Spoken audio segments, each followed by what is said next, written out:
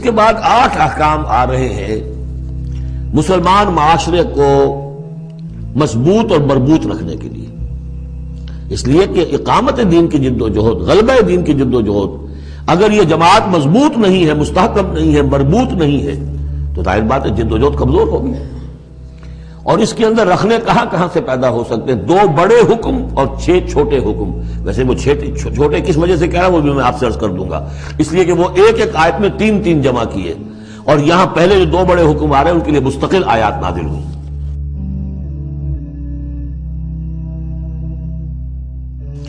بڑے احکام میں سے پہلا کیا ہے؟ یا ایھا الذین آمنوا ان جاءکم فاسق بنبأ فتبینوا ان تصیبوا قوما بجہالۃ فتصبحوا علی ما فعلتم نادمین۔ اہل ایمان، اگر تمہارے پاس کوئی فاسق شخص آئے جو متقی نہیں ہے، وہ آئے کوئی بڑی خبر لے کر، اطلاع لے کر، فتبینوا تو تحقیق کر لیا کرو، اس کی خبر پر کوئی اقدام نہ کر گزرنا۔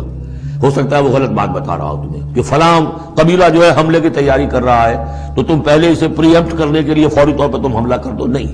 فتبینوا تحقیق کر لیا کرو، ان تصیبوا قوما بجہالۃ، مبادا تم جا پڑو کسی قوم پر نادانی میں، حملہ کر بیٹھو کسی قوم کے اوپر، کسی قبیلے کے اوپر نادانی میں،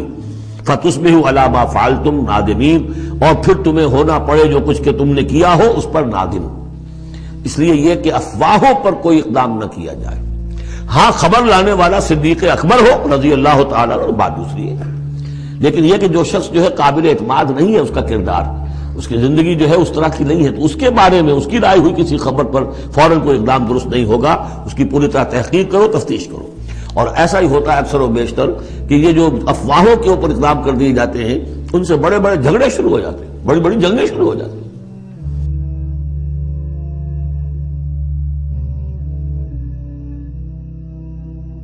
دوسرا حکم آ رہا ہے وَإِن طَائِفَتَانِ مِنَ الْمُؤْمِنِينَ اقْتَتَلُوا۔ آخر اہل ایمان بھی انسان ہیں، جھگڑا ہو سکتا ہے، اختلاف ہوگا، اختلاف سخت ہو جائے جھگڑا ہو جائے گا، جھگڑا سخت ہو جائے قتال بھی ہو جائے گا۔ آخر حضرت علی اور حضرت عائشہ کے مابین جنگ ہوئی کہ نہیں؟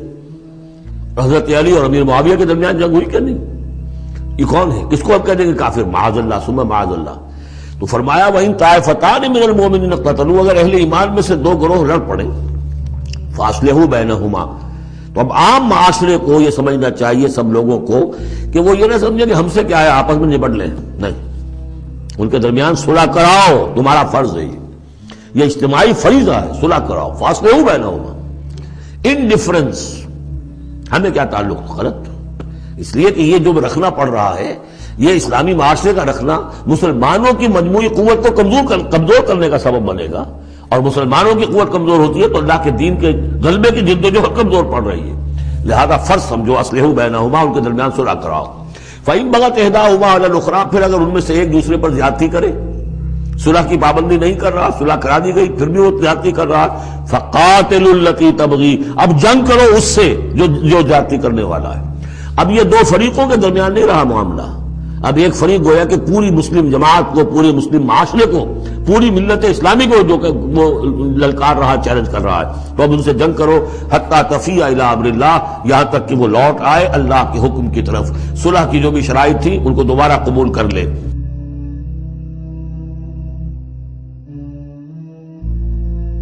فَإِن فَاتَ، پھر اگر وہ لوٹ آئے، فَأَصْلِحُوا بَيْنَهُمَا، پھر ان کے مابین دوبارہ صلح کرا دو، بالعدل، انصاف کے ساتھ، وَاقْسِطُوا، اور دیکھنا انصاف کا دامن ہاتھ سے نہ چھوڑنا، انصاف کرو، اس لیے کہ اب ہو سکتا ہے کہ اس دوسرے فریق پر تم کو زیادتی کر بیٹھو، اس لیے کہ اب اس سے تم بھی لڑے ہو، لڑ کر تم نے اسے مجبور کیا ہے کہ وہ صلح کی پابندی کرے، تو اب بھی اس پر کوئی زیادتی نہ ہو جائے۔ وَاقْسِطُوا إِنَّ اللَّهَ يُحِبُّ الْمُقْسِطِينَ، اللہ تعالیٰ انصاف کرنے والوں کو محبوب رکھتا ہے۔ اب ایک آیت میں 3 حکم اور دوسری میں پھر 3 حکم، یہ چھوٹے چھوٹے انفرادی سطح کے اوپر یا برادریوں کی سطح کے اوپر یا جماعتوں کے اندر جس طرح کی بڑے بڑے چیزیں پیدا ہو جاتی ہیں، بعض چیزیں معمولی نظر آتی ہیں لیکن اس سے دلوں کے اندر زخم پڑ جاتے ہیں۔ یا ایھا الذین انما المؤمنون اخوۃ فاصلحوا بین اخویکم، یہ تو اسی کے ساتھ آ گئی، یقیناً تمام اہل ایمان جو ہے وہ آپس میں بھائی بھائی ہے، بس اپنے 2 بھائیوں کے درمیان صلح کرا دیا کرو، واتقوا اللہ، اللہ کا تقوی اختیار کرو، لعلکم ترحمون، تاکہ تم پر رحم کیا جائے۔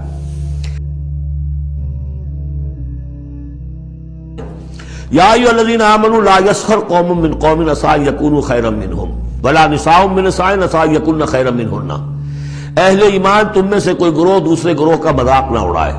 تمسخر نہ کرے، ہو سکتا ہے کہ وہ ان سے بہتر ہوں۔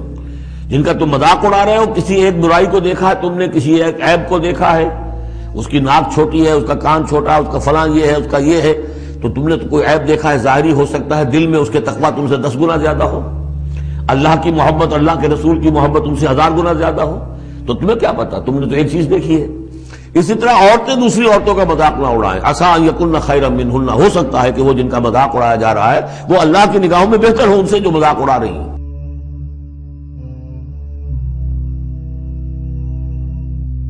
ایک حکم تو ہو گیا تمسخر نہ ہو۔ ولا تلمزوا انفسکم، اپنے آپ کو عیب نہ لگاؤ، اپنے آپ کو عیب لگانا یعنی اپنے بھائیوں پر عیب نہ لگاؤ، آخر وہ تمہاری ہی اس ملت کا فرد ہے، امت کا فرد ہے، تو اس کو عیب لگا تو تمہیں عیب لگا، اس لیے فرمایا بہت ہی بلیغ الفاظ ہے، ولا تلمزوا انفسکم ولا تنابزوا بالالقاب، اور لوگوں کے چڑانے والے نام نہ رکھ لیا کرو۔ کسی جماعت کا نام کچھ اور ہے، اس کو چڑھانے کے لیے نام کچھ اور رکھ لیا گیا، یا اور کسی فرد کے لیے، کسی گروہ کے لیے، تو یہ جو ہے ایک دوسرے کے اوپر اس طریقے سے ڈال دینا اور نام ان کے اوپر کہ جو ان کو پسندیدہ نہیں ہے، یہ 3 کام ہو گئے، ایک آیت میں روکا گیا۔ اس کی وجہ سے اکثر ایسا ہوتا ہے، کبھی ایک دوست آپ کا، آپ ایک خاص قسم کا مذاق اس سے کر رہے ہیں یا کسی لفظ سے اس کو چھیڑتے ہیں، 100 دفعہ وہ سن لیتا ہے، کوئی اثر نہیں ہوتا، کسی وقت کوئی عجیب کیفیت ہوتی ہے اس کی کہ اس کے دل میں جا کر زخم کی طرح لگ جاتا ہے اور پھر وہ دل کا رشتہ ٹوٹ جاتا ہے، اور ایک ایسی جو ہے اس کے اندر گرا پڑ جاتی ہے، پھر کھولے نہیں کھل سکتی۔ لہذا محتاط رہو۔ بئس الاسم الفسوق بعد الایمان، ایمان کے بعد تو برائی کا نام بھی برا ہے، کیوں ان چیزوں میں جا رہے ہو؟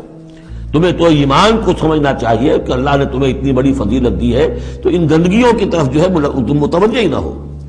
ومن لم یتوب فاولئک هم الظالمون، اور جو باز نہیں آئیں گے تو وہی ہے کہ جو ظالم ہے اللہ کی نگاہ میں۔ تو ترغیب بھی ہے، تشویق بھی ہے، سمجھانے کا انداز بھی ہے، اور ڈانٹ ڈپٹ بھی ہے۔ باز نہیں آؤ گے تو اللہ کی نگاہ میں پھر تم ظالم ہو۔ اگلی آیت میں پھر 3 چیزیں، اور یہ 3 چیزیں وہ ہیں جو غیب میں ہوتی ہیں، پیچھے پیچھے ہوتی ہیں۔ یا ایھا الذین آمنوا اجتنبوا کثیرا من الظن ان بعض الظن اسم، اہل ایمان زیادہ ظن کرنے سے بچو، خام خواہ گمان بٹھا لینا کسی کے بارے میں، جب تک کہ کوئی بات ظاہر نہ ہو جائے، کسی کی طرف سے کوئی روش یا رویہ یا کوئی اقدام جو ہے واضح طور پر سامنے نہ آ جائے، اپنے دل میں خام خواہ کوئی اس کے بارے میں جس کو ہم کہتے ہیں سوء ظن پیدا کر لینا، ان بعض الظن اسم، بعض ظن جو ہے وہ تو گناہ کے درجے تک پہنچ جائیں گے، اس لیے کہ تم نے اپنے دل میں بات بٹھا لی ہے، حالانکہ اس میں وہ شے ہے ہی نہیں، لہٰذا یہ تمہاری طرف سے گویا کہ ایک تہمت ہو رہی ہے اس کے اوپر، قلبی طور پر تو تہمت ہو گئی۔ ولا تجسسوا، اور دوسری بات یہ ہے کہ ایک دوسرے کے حالات کی ٹوہ میں نہ رہو۔ بہرحال اسلامی ریاست ہوگی تو جاسوسی کا ایک محکمہ بھی ہوگا، وہ تو اپنی جگہ پر ہے، لیکن افراد کی سطح پر خام خواہ فلاں اس گھر میں کیا ہو رہا ہے، کیوں ہو رہا ہے، یہ دونوں بھائیوں کے معاملات کیا ہیں، کیا وجہ ہے، لڑائی کیوں نہیں ہوتی ان میں، کچھ لوگوں کی ہوتی ہے، تلاش میں رہتے ہیں ایسی چیزوں کی۔ ولا تجسسوا، تجسس مت کرو۔ ولا یغتب بعضکم بعضا، اور تم میں سے کوئی دوسرے کی غیبت نہ کرے، کسی کے پیٹھ پیچھے غیر موجودگی میں اس کی کوئی برائی نہ بیان کرے، چاہے وہ برائی بالفعل اس میں ہو۔ حضور سے پوچھا گیا کہ حضور اگر وہ برائی اس میں ہو، آپ نے فرمایا تبھی تو غیبت ہے، اگر برائی ہے نہیں تو تہمت ہو گئی، وہ تو غیبت سے دوہرا جرم ہو گیا۔ لیکن یہی ہے کہ کسی مسلمان بھائی کی غیر موجودگی میں اس کی کوئی برائی بیان نہ کی جائے۔ ایحب احدکم ان یاکل لحم اخیہ میتا، کیا تم میں سے کوئی شخص اسے پسند کرے گا کہ وہ اپنے کسی مردہ بھائی کا گوشت کھائے؟ فکرہتموہ، یہ تو تمہیں بہت برا لگا، بہت گھن آیا، یہ کیا بات کہہ دی اللہ تعالیٰ نے؟ کوئی شخص چاہے گا یہ کہ اپنے مردہ بھائی کا گوشت کھائے؟ لیکن یہ اخلاقی سطح پر یہی کام تم کرتے ہو۔ غیبت جو ہے اخلاقی سطح پر یہی ہے، کیوں کہ جو شخص موجود نہیں ہے آپ اس کی عزت پر حملہ کر رہے ہیں، اگر وہ موجود ہوتا اپنا دفاع کرتا، لیکن موجود نہیں، دفاع نہیں کر سکتا، وضاحت کرتا، آپ کو غلط بات سمجھ میں آئی، آپ نے ٹھیک نہیں سمجھا ہے، آپ کو اطلاع صحیح نہیں ملی ہے، آپ 100 طرح سے اپنی حفاظت کرتا ہے اپنی عزت کی، اور چونکہ موجود نہیں ہے آپ نے جیسے مردہ بھائی کی لاش پڑی ہے، جیسے چاہو موٹی جو ہے کاٹ لو، لیکن اگر وہ زندہ ہو تو تمہیں قریب آنے دے گا۔ یہی ہے مثال۔ ایحب احدکم ان یاکل لحم اخیہ میتا فکرہتموہ واتقوا اللہ ان اللہ تواب الرحیم، اور اللہ کا تقوی اختیار کرو، اللہ تواب ہے، توبہ کا بہت قبول فرمانے والا، اور رحیم ہے، بہت رحم فرمانے والا۔